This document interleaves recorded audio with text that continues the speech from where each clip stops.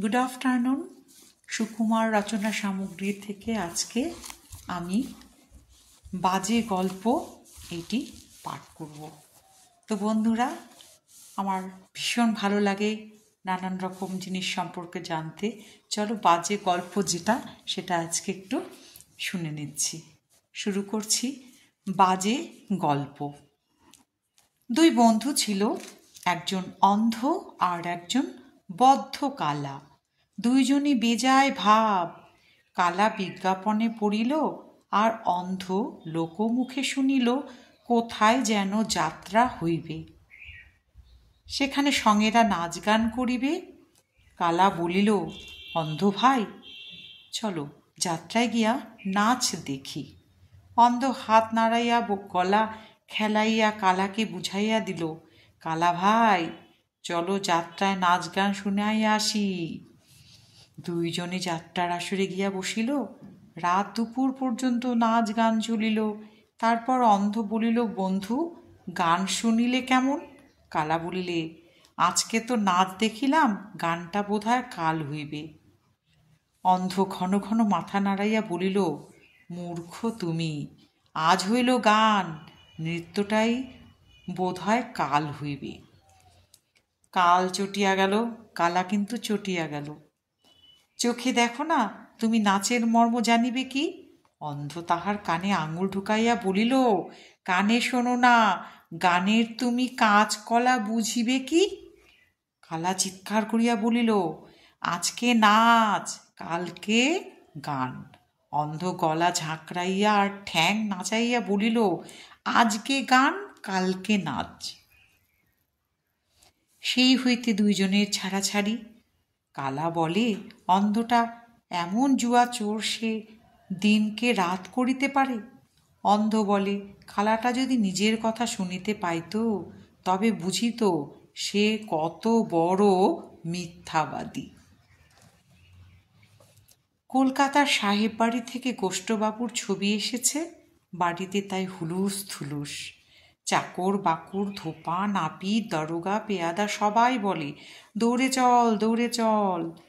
যে আসে সেই বলে, কি চমৎকার ছবি, সাহেবের আঁকা। বুড়ো সেই সরকার মশাই, তিনি বললেন, সবচাইতে সুন্দর হয়েছে বাবুর মুখের হাসিটুকু, ঠিক তার মতন ঠান্ডা হাসি। শুনে অবাক হয়ে সবাই বলল, যা হোক, সাহেব হাসিটুকু ধরা দিয়েছে খাসা। বাবুর যে বিষ্টুখুড়ো, তিনি বললেন, চোখ দুটো যা এঁকেছে ওরই দাম 1000 টাকা। চোখ দেখলে গোষ্ঠ ঠাকুরদার কথা মনে পড়ে। শুনে 21 জন এক বাক্যে হাঁ হাঁ করে সাই দিয়ে রেধো ধোপা তার কাপড়ের পোটলা নামিয়ে বলল, তোফা ছবি। কাপড়খানার ইস্ত্রি যেন রেধো ধোপার নিজের হাতে করা। নাপিত তার খুরের থলি দুলিয়ে বলল, আমি 19 বছর বাবুর চুল ছাঁটছি, আমি ওই চুলের কেতা দেখে বুঝতে পারি একখানা ছবির মতন ছবি। আমি যখনই চুল ছাঁটি বাবু আয়না দেখে ওই রকম খুশি হন। বাবুর আহ্লাদি চাকর কিনারাম বলল, বলবো কি ভাই, জলজ্জান্ত ছবি। আমি তো ঘরে ঢুকেই এক পেন্নাম ঠুকে চেয়ে চেয়ে, বাবু তো নয়, এটা তো ছবি। সবাই বলল, তা ভুল হওয়ারই কথা, আশ্চর্য ছবি, যা হোক।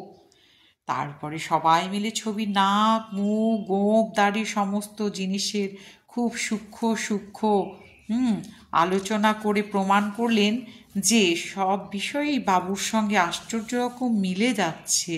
সাহেবের বাহাদুরি বটে। এমন সময় বাবু এসে ছবির পাশে দাঁড়ালেন। বাবু বললেন, একটা বড় ভুল হয়ে গেছে। কলকাতা থেকে ওরা লিখছে যে ভুলে আমার ছবি পাঠাতে গিয়ে কার যেন ছবি পাঠিয়ে দিয়েছে, ওটা ফেরত দিতে হবে। শুনে সরকার মশাই মাথা নেড়ে বললেন, দেখেছ, ওরা ভেবেছে আমায় ঠকাবে। আমি দেখেই ভাবছি, অমন ভিড়কুটি দেওয়া প্যাকনা হাসি, এ আবার কার ছবি? খুড়ো বললেন, দেখো না, চোখ দুটো যেন উল্টে আসছে, যেন গঙ্গা যাত্রার জ্যান্ত মরা। রোধো, ধোপা সেও বললে, একটা কাপড় পরেছ যেন চাষার মতন, আর ওর 7 জন্মে কেউ যেন পোশাক পরতে শেখেনি। নাপিত ভাইয়া মুচকি এসে মুখ বেঁকিয়ে বলল, চুল কেটেছে দেখো না, যেন মাথার ওপর কাস্তে চালিয়েছে। কেনারাম ভীষণ ক্ষেপে চেঁচিয়ে বলল, আমি সকালবেলায় ঘরে ঢুকিয়ে চোর ভেবে চমকে উঠেছি, আর একটু হলেই মরেছিলাম আর কি। আবার এরা বলছিল ওটা নাকি বাবুর ছবি। আমার সামনেও কথা বললে মুখ থুড়ে দিতুম না। তখন সবাই মিলে এক বাক্যে বলল যে সবাই তারা টের পেয়েছিল এটা বাবুর ছবি নয়। বাবুর নাক কি অমন চ্যাটালো? বাবুর কি হাঁসের পায়ের মতন কান? ও কি বসেছে না ভালুক নাচছে? কতগুলো ছেলে ছাতের ওপর হুড়োমুড়ি খেয়ে খেলা করছে, এমন সময় একটা মারামারির শব্দ শোনা গেল। তারপরে হঠাৎ গোলমাল থেমে গিয়ে সবাই মিলে হারু পড়ে গেছে বলে কাঁদতে কাঁদতে নিচে চলল। খানিক বাদে শুনি একতলা থেকে কান্নাকাটির শব্দ উঠছে। বাইরের ঘরে যদুর বাবা গণেশবাবু ছিলেন। তিনি ব্যস্ত হয়ে জিজ্ঞাসা করলেন, কি হয়েছে? শুনতে পেলেন ছেলেরা কাঁদছে, হারু পড়ে গেছে। বাবু তখন দৌড়ে গেলেন ডাক্তার ডাকতে। 5 মিনিটে ডাক্তার এসে হাজির। কিন্তু হারু কোথায়? বাবু বললেন, এদিকে তো পড়েনি, ভেতর বাড়িতে পড়েছে বোধহয়। কিন্তু ভেতর বাড়িতে মেয়েরা বললেন, এখানে তো কেউ পড়েনি। আমরা ভাবছি পাড় বাড়িতে পড়েছে বুঝি। বাইরেও নেই, ভেতরেই নেই, তবে কি ছেলে উড়ে গেল? তখন ছেলেদের জিজ্ঞাসা করা হলো, কোথায় রে, কোথায় হারু? তারা বলল, ছাতের ওপর। সেখানে গিয়ে তারা দেখে হারুবাবু অভিমান করে বসে কাঁদছেন। হারু বড় আদুরে ছেলে, মারামারিতে সে পড়ে গেছে দেখে তার সকলে মার খাওয়ার ভয়ে সেখান থেকে চম্পট দিয়েছে। হারু পড়ে গেছে বলে এত যে কান্না, তার অর্থ সকলকে জানানো হচ্ছে যে হারুকে আমরা ফেলে দিইনি, সে পড়ে গেছে বলে আমাদের ভয়ানক কষ্ট হচ্ছে। হারু তখন সকলের নামে বাবার কাছে নালিশ করবার জন্য মনে মনে অভিমান জমিয়ে তুলছিল। হঠাৎই তার বাবাকে লোকজন আর ডাক্তার শুদ্ধ এগিয়ে আসতে দেখে ভয়ে তার আর নালিশ করাই হলো না। যা হোক, হারুকে আস্ত দেখে সবাই যেমন খুশি হলো, শাসন টাসনের কথা কারও আর মনেই এলো না।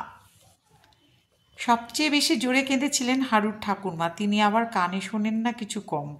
তাকে সবাই জিজ্ঞাসা করলো, আপনি এত কাঁদছিলেন কেন? তিনি বললেন, আমি কি অত জানি? দেখলুম ঝিয়েরা কাঁদছে, বৌমা কাঁদছেন, তাই আমিও কাঁদতে লাগলুম। ভাবলুম একটা কিছু হয়ে থাকবে।